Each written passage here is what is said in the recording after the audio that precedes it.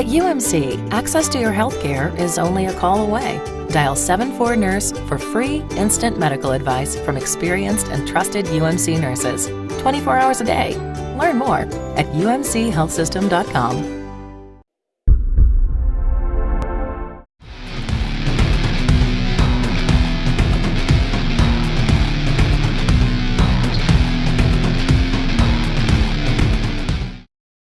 And welcome in everyone to RedRaiders.com. I'm Zach Long, this is Don Williams and Krista Pirtle, and you're on the UMC Health System AJ Media pregame show as we get you ready for Texas Tech and Oklahoma State on Saturday night at Jones AT&T Stadium, which should be a very frightening Jones AT&T Stadium as Texas Tech doing anything and everything they can to create a very nasty environment for the Oklahoma State Cowboys, including a $1,000 prize for the best costume in the stadium.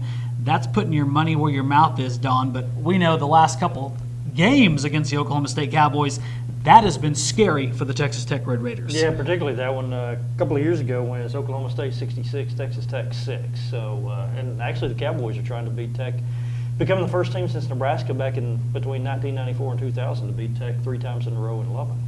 And Krista, this game, huge in terms of Big 12 title implications. This is an elimination game for both these teams. It is. We've talked about a team doesn't have to have a perfect record to win, but winning with 2 conference losses may be a little much to win the title. Let's get into the guts of this game and start with the most dangerous weapons for the Oklahoma State Cowboys, who of course come into this game with 1 loss right there at the top of the conference with a chance to stay there with a win over Texas Tech. Krista, what sticks out to you for the Oklahoma State Cowboys? I'm going with wide receiver Josh Stewart. He does average in the upper half of 60 receiving yards per game, but where he's important is in returns, especially punt returns.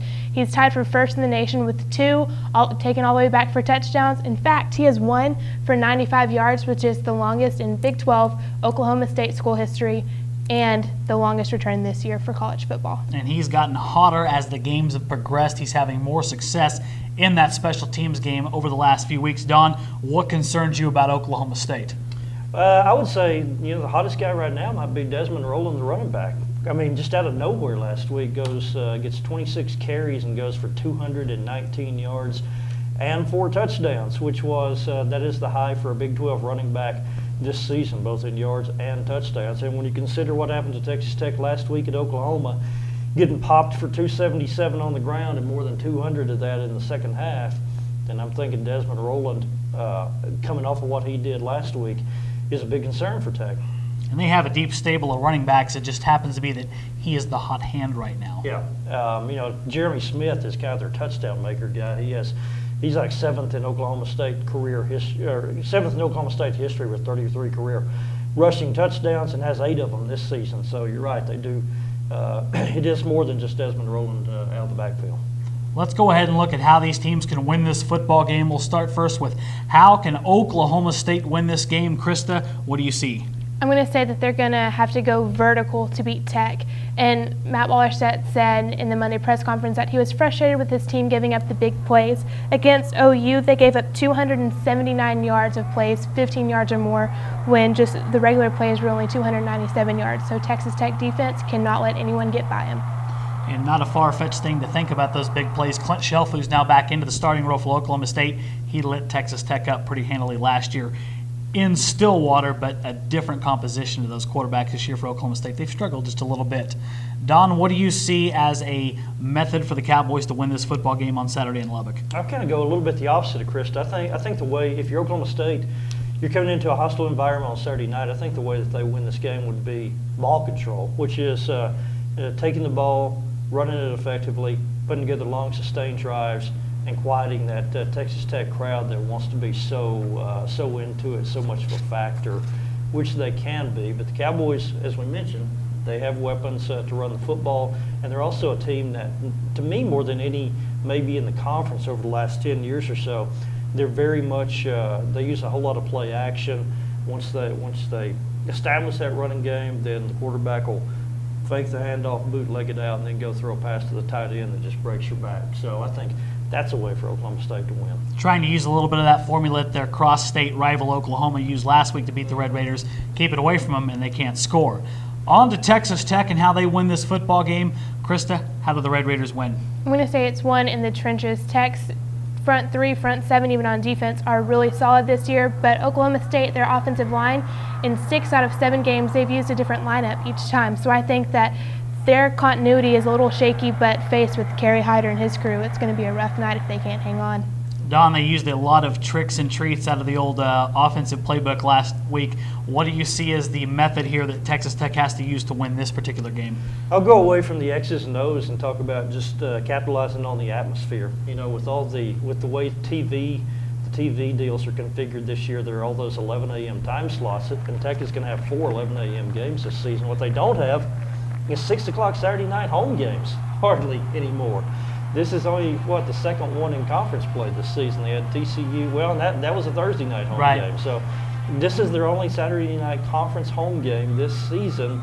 And so I think you know how great the student crowds have been for Texas Tech this year. This game probably is going to sell out as we tape it. They're down to, 200 or 300 tickets, I think.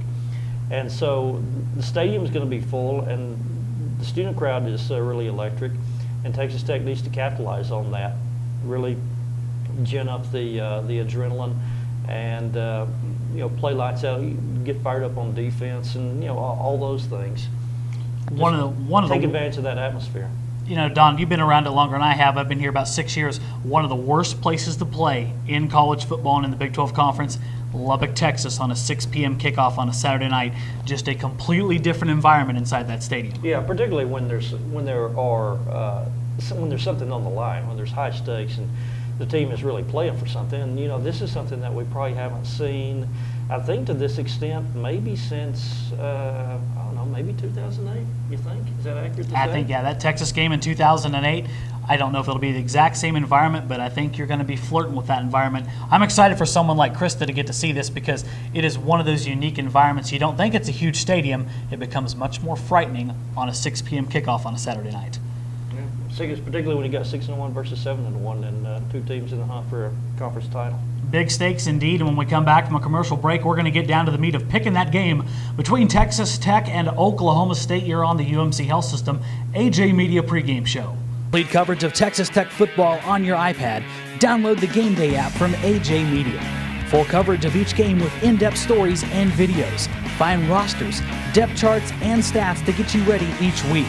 Also, recruiting coverage from Reckham 24/7. The Game Day app from AJ Media. And welcome back, everyone, to the UMC Health System AJ Media pregame show. Now time to put our money where our mouth is and pick this game between Texas Tech and Oklahoma State. Of course, that is a 6 p.m. kickoff at Jones AT&T Stadium on Saturday night. I'm going to start it with Krista Pirtle. How do you see this football game coming down? I'm going 35-30 Texas Tech. When I look at this game on paper, both teams are side by side in conference standings and national standings, even on what they do. Third down defense, they both love that. So I think it'll be low scoring, but this home atmosphere here in Lubbock is going to get it done for Texas Tech. For me, this is the best offense Oklahoma State will have seen this year. 3 keys for me, guys.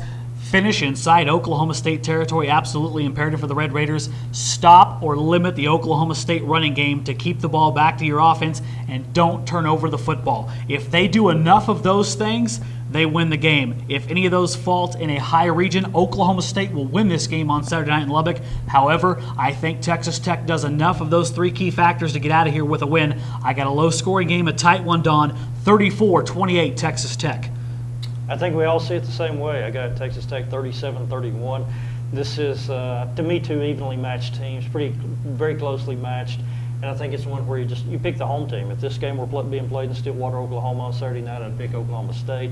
Being here in Lubbock on Saturday night, I think Texas Tech, again, with what I talked about earlier a little bit, feeding off that crowd and kind of using that hostile environment that you used to be able to intimidate opponents with. That's coming back. And so I think that kind of makes a difference, 37-31 Red Raiders. Across the board, we're taking Texas Tech in this one. As we see this game coming out, it's just one of those things where it's a huge game, guys. Both these teams know what they're playing. This is a knockout round. You lose this game, you're probably out of the conversation for a Big 12 title if Baylor or Texas eventually loses a conference game.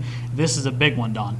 Yeah, I think the key here is, of course, it's well documented. Texas Tech's toughest 5 opponents are the last 5, and these are you need to win these next 2, I think, for this to be a special season, for this to be more than what people envisioned. You have Oklahoma State at home, Kansas State at home, back-to-back weeks.